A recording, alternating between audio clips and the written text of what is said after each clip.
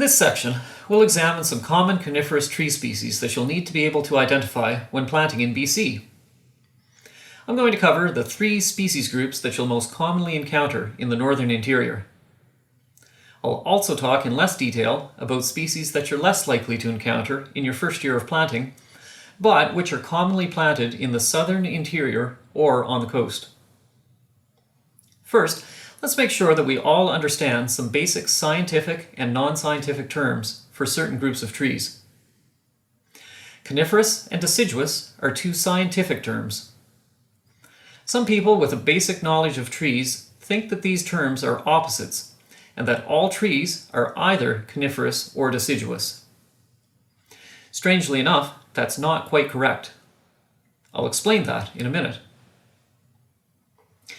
Conifers are trees that are cone-bearing.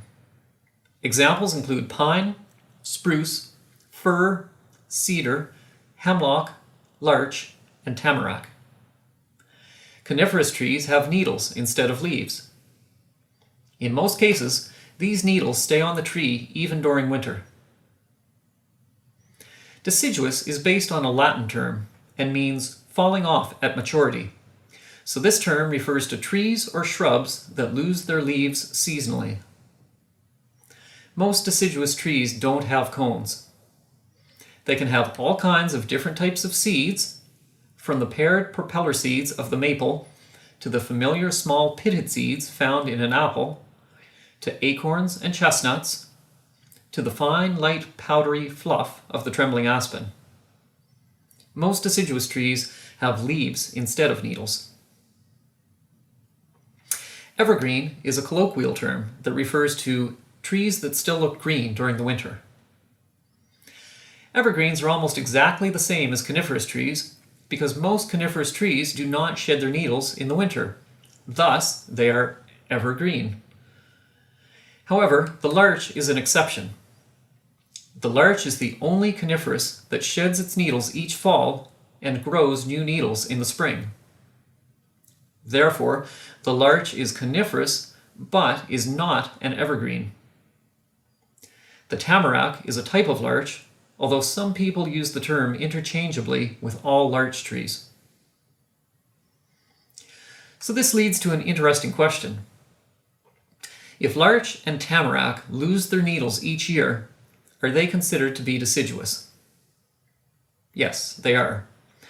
They're in a rare category called deciduous conifers. They lose their needles each winter, and they have cones. There are a couple other species of deciduous conifers in North America, although I believe that the larch is the only example that grows in BC. Broadleaf is another somewhat unscientific term. It refers to trees with wide leaves instead of needles. You'll hear about hardwoods and softwoods sometimes, especially with respect to lumber or firewood. This refers to the density of the wood. Of course, the density of different trees covers a huge range, not just 2 specific types or measurements. So you'll have some softwoods that are more dense than others, and you'll have softer hardwoods. Basically, hardwoods come from angiosperms, which means that they're flowering plants. This covers the broadleaf deciduous trees like birch, oak, elm, chestnut, aspen, cottonwood, and so on. A gymnosperm tree is one that has seeds that are unprotected by an ovary or fruit.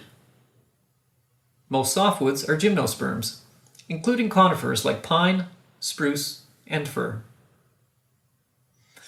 When you first start planting, if you're at one of the companies planting in northern BC, you'll probably only be planting 2 species groups at least 95% of the time, pine and spruce.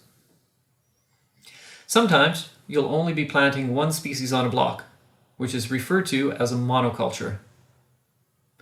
At other times, you'll be mixing species. Of course, within BC, there are several types of pine and several types of spruce.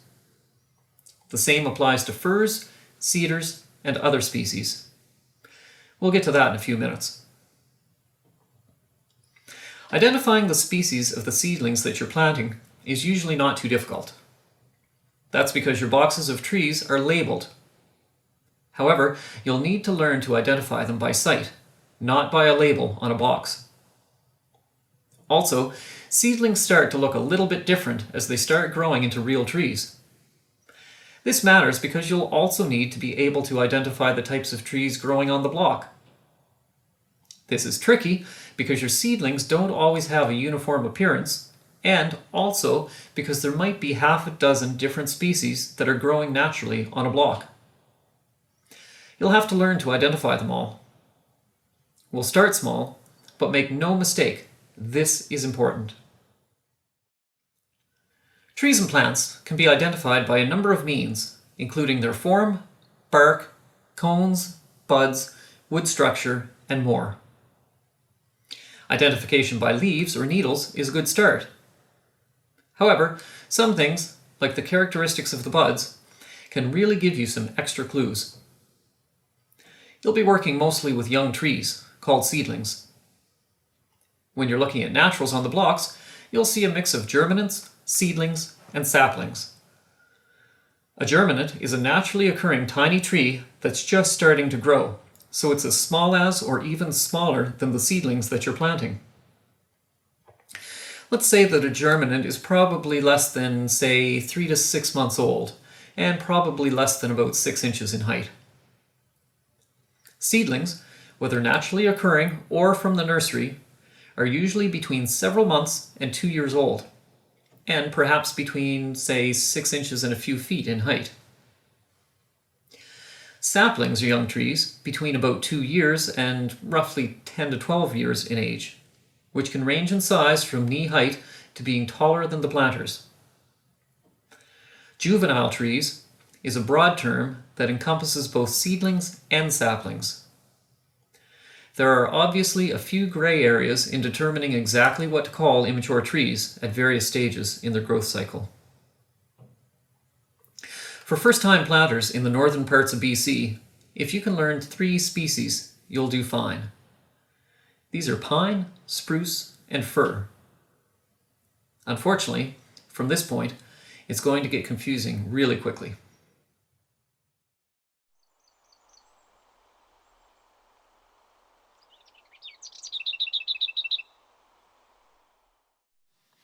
There are over 120 species of pine in the world, including dozens in North America. There are 4 types of pines planted commonly throughout BC. Pines are easy to understand though. Lodgepole pine is the king, and it's pretty much the only pine planted in the northern half of the province. When you think of pines, think of pioneers. Pine trees are not shade tolerant. They like to grow out in fresh openings on new cut blocks, rather than in the shaded understory of an existing forest. Lodgepole is called the two-needle pine because it's the only type of pine where the needles occur in pairs. If you're planting in the interior, you'll see lodgepole pine abbreviated as PL or PLI. If you're planting on the coast, you'll see it abbreviated as PL or PLC. Pine trees can be identified because they usually have much longer needles than spruce, fir, and other species. They're usually at least 5 centimeters long in mature trees and are often closer to 8 centimeters. Also, the needles are more sparse because they're bigger.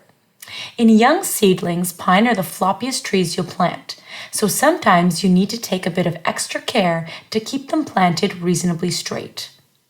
The needles are probably the softest of all the coniferous trees. Pine needles are usually a rich green color, maybe with a tinge of yellow. The bark is smooth in young trees, but thick and scaly in mature trees. Probably about half of the seedlings planted in northern BC are pine. Pine trees do great in sandy, well-drained soils. They'll still grow in wet ground, however. It's just not what they'd prefer. Pine cones often need a lot of heat to crack open. Usually when a forest fire sweeps through a pine plantation, the heat from the fire will pop open many of the cones and release the seeds to start a crop of young trees. It can sometimes get warm enough on an exposed cut block to pop the cones open. Pine is one of the most valuable commercial species, used for both lumber and pulp. Generally speaking, pine is used for higher value carpentry items such as furniture, panels, wood frames, floors, and roofing. Pine has no natural decay-resistant or insect-resistant properties, so it is almost always used for indoor carpentry. Tree planters generally prefer planting pine trees even though they're floppy. This is because they're generally lighter and smaller than spruce trees. Also, the needles are soft, so they don't prickle planters' arms and give you a rash like spruce trees can. The mountain pine beetle infestation has devastated a lot of pine forests across BC over the past decade or so. Some people say that we should plant more pine to replace the pine that's been killed. Some people say that we should plant less pine because the beetles will just get it eventually. No matter what contract you're on, a pine natural is almost always considered to be an acceptable natural if it's in good shape.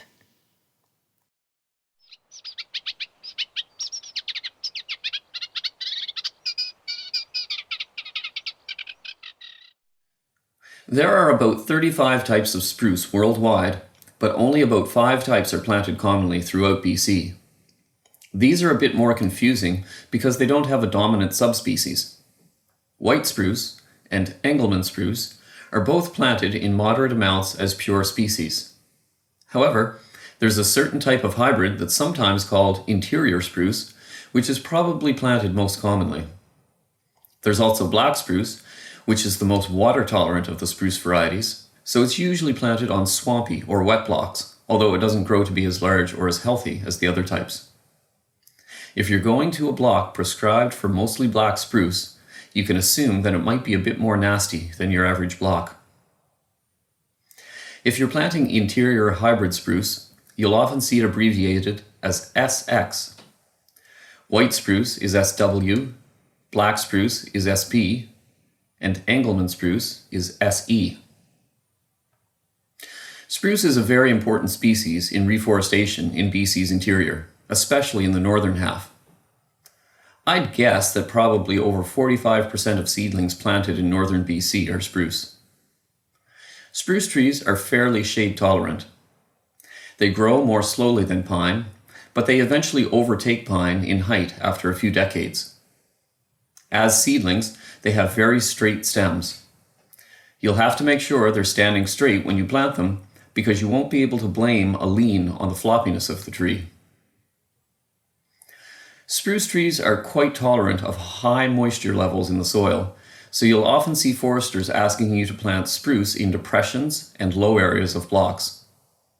Again, if you get into truly swampy ground, black spruce will probably be a better choice than the other varieties, if you have a choice. When spruce is sold as lumber, it's less expensive than pine. It's often used for general construction purposes, such as for studs, plywood, framing, and so on. It's also used in the production of several types of musical instruments. Spruce doesn't have any decay-resistant or insect-resistant properties, so it isn't suitable for outdoor use unless it's been painted or treated. Planters usually find it difficult to tell spruce trees and fir trees apart, especially when you're starting out, because they look fairly similar. Let me give you a few hints that will help you identify a spruce. Spruce needles are four-sided. You can kind of roll them between your fingertips easily. Spruce needles are prickly at the tips. If you grab a spruce branch and squeeze it, it'll feel uncomfortable. Spruce needles grow out in all directions from a twig on a branch. Spruce needles sometimes, but not always, have a bit of a bluish tinge to them. Spruce is almost always considered to be an acceptable crop tree, so you'll probably have to space off of spruce naturals if they have good form and vigor. Form refers to the shape of the tree, and vigor refers to whether or not it looks healthy.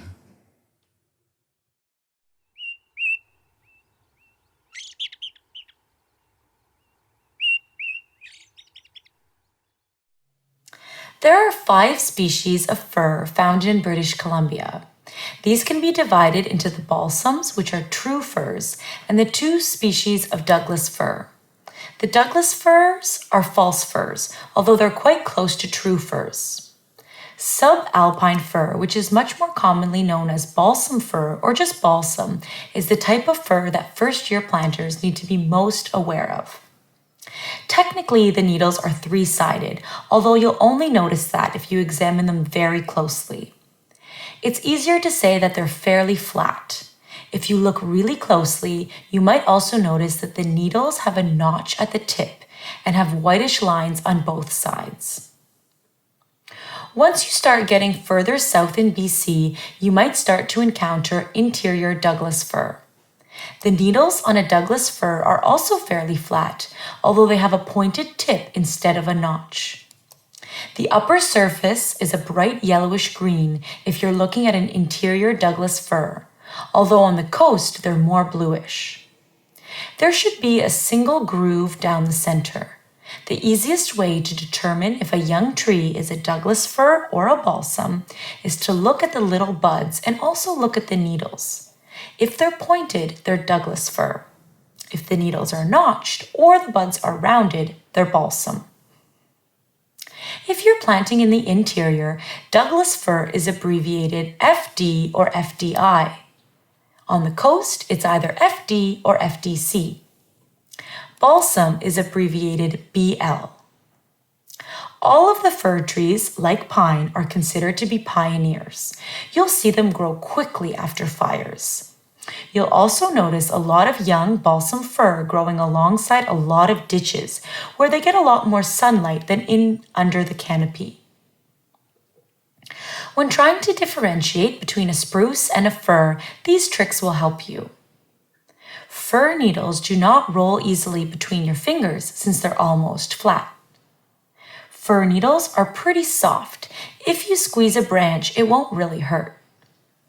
Fir needles grow from branches in a sort of fan-like pattern.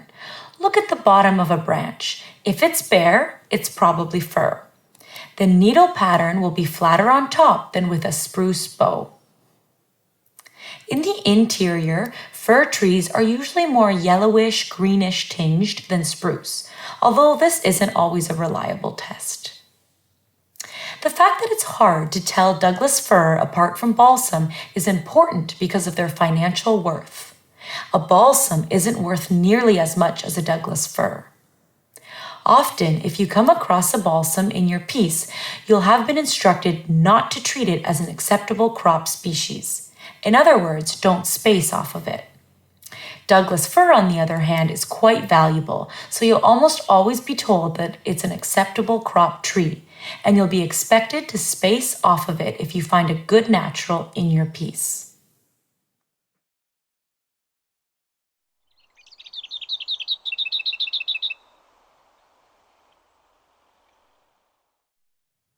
In the interior, especially in the northern half of BC, you're mostly going to be planting either pine or spruce or a mix of the two. As you move further south, you might see Douglas fir, balsam fir, and a few other species added to the mix, possibly larch or cedar. Once you get to the coast, it's not uncommon to be planting 5 or 6 species simultaneously, although red and yellow cedar are often the dominant species. Here's a more detailed list of some of the species that are planted throughout BC. If you're a first-year planter, don't worry about memorizing these just yet.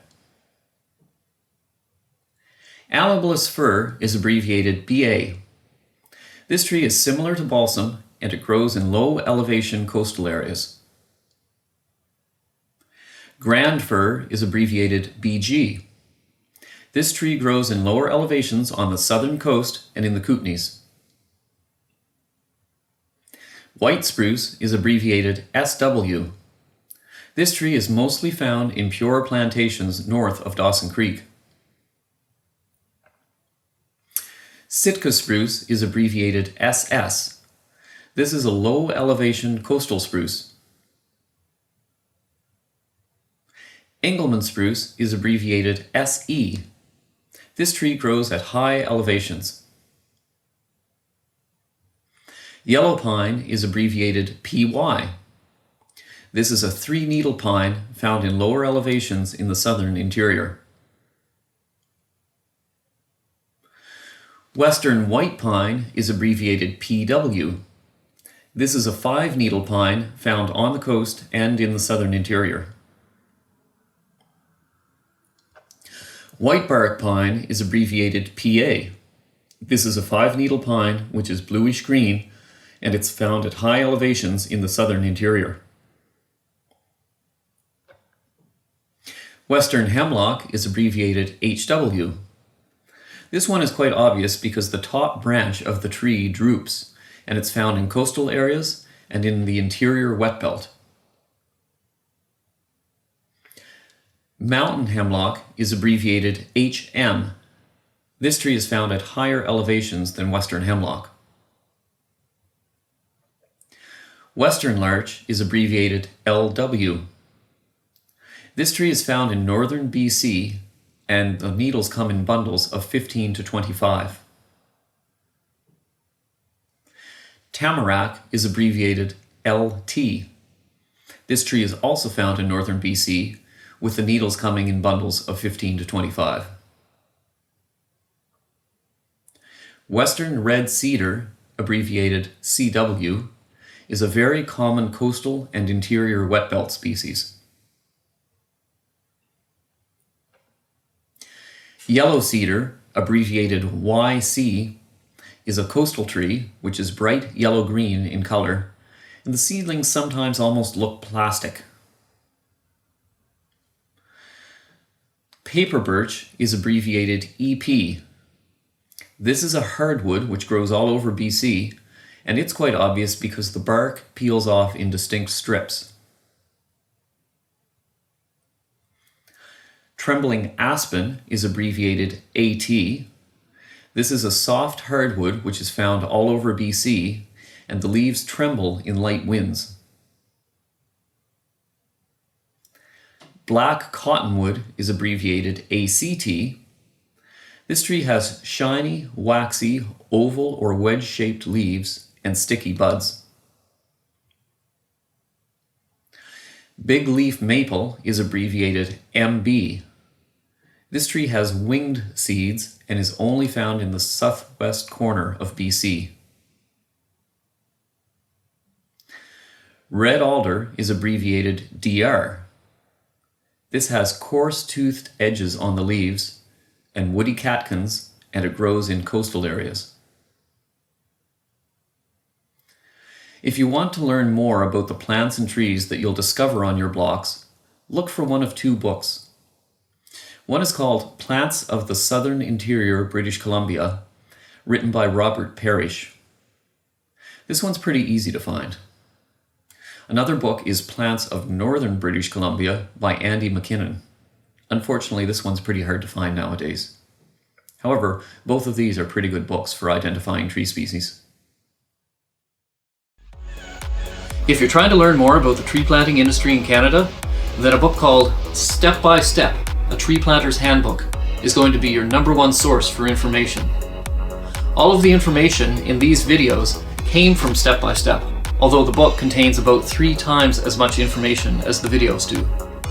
Let's take a quick look at what's inside. Why do we plant trees? Health. Working safely and hazards. Vehicles and transportation. Camp life and other lodging. Map reading. Nature and the environment. Basic silviculture knowledge. Stock handling. Common coniferous trees. Prescriptions and planning. Planting equipment. Camping gear and clothing. Planting a seedling. Meeting quality requirements, density and excess. Site preparation. Additional planting techniques. Maximizing productivity. Planting throughout Canada. Applying for a job. Working with helicopters. Coastal planting. Logging and harvesting. Other silviculture work. And there's more. The few hundred pages that you just saw represent only a bit more than 1/3 of the full book. To order a copy today, search for it on Amazon or visit replant.ca/step-by-step.